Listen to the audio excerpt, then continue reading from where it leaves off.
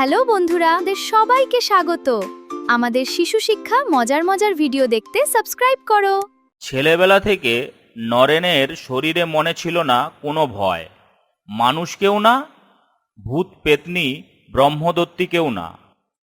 পাড়াতেই বাস রামরতন বসুর। তার বাড়ির এক কোণে ছিল মস্ত বড় একটা চাপা ফুলের গাছ।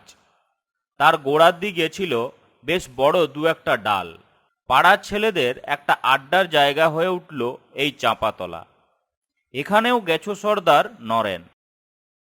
তারা সব চাপা ফুল তুলতেই আসে না, তারা গাছের শক্ত মোটা ডালে দোল খায় আর সেখান থেকে ডিগবাজি খেয়ে পড়ে মাটিতে।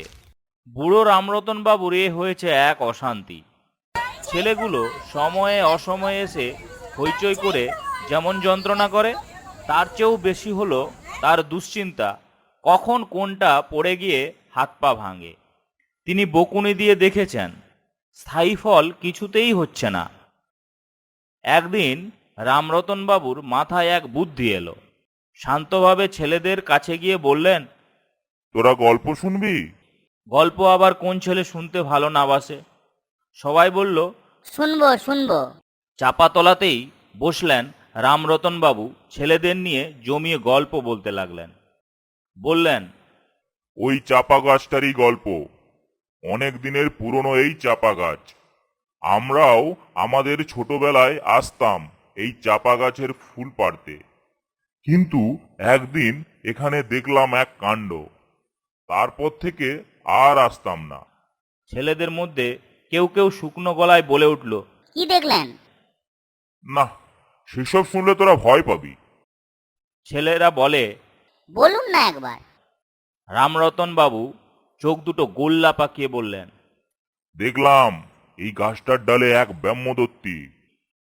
নরেন বলল, কিরকম চেহারা? সে ভয়ানক চেহারা। নিশুতি রাতে একখানা সাদা চাদর মুড়ি দিয়ে ঘুরে বেড়ায়, আর যারা এই গাছটাতে চড়ে তাদের ঘাড় মটকে দেয়। গল্প শুনে কেউ আর মুখে কোনো শব্দ না করে যে যার বাড়ি চলে যায়। 2-4 দিন চাপাতলায় ছেলেদের আর পাত্তা পাওয়া গেল না। বুড়ো রামরতন বাবু মনে মনে ভাবলেন, যাক, ওষুধে কাজ করেছে। একদিন বিকেলবেলায় পাড়ার ছেলেরা নরেনকে খুঁজে পাচ্ছে না। খুঁজতে খুঁজতে সন্ধ্যার দিকে নরেনকে পেল গিয়ে সেই চাপা গাছে। নরেন একা একা বসে আছে সেই চাপা গাছটার নুয়ে পড়া ডালটায়। দূর থেকেই ছেলেরা জিজ্ঞেস করলো, কিরে, নরেন নাকি? উত্তর এলো, হ্যাঁ হ্যাঁ। কি করছিস এখানে? দোল খাচ্ছি। ছেলেরা দূরেই থমকে দাঁড়িয়ে রইল। নরেন একটা লাফ দিয়ে নিচে এসে বলল, গাধাগুলো ব্যাহ্মদত্তির নাম শুনে একদম ভড়কে গেছে। আমি তো এই 3 দিন এলাম এখানে একা একা। ব্যাহ্মদত্তি আমার কি করেছে রে?